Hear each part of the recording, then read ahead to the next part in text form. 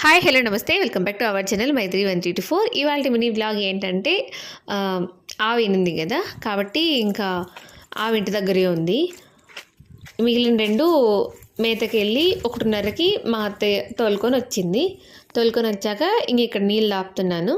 తాపాక ఇంకా చెట్లకి కట్టేసి దూడని మాత్రం మొద్దుకు కట్టేసినాము. అక్కడ స్పేస్ లేదనమాట ఈ రెండింటికి, ఎందుకంటే ఈనింది కదా ఆవు, దానికి వేడి నీళ్ళతో అక్కడ పై కడిగింది అనమాట. సో మూడింటికి సరిపోతుంది స్పేస్, అందుకనేసి వీటిని చెట్ల కింద కట్టేసి దాన్ని ముద్దుగాడ కట్టేసినాం.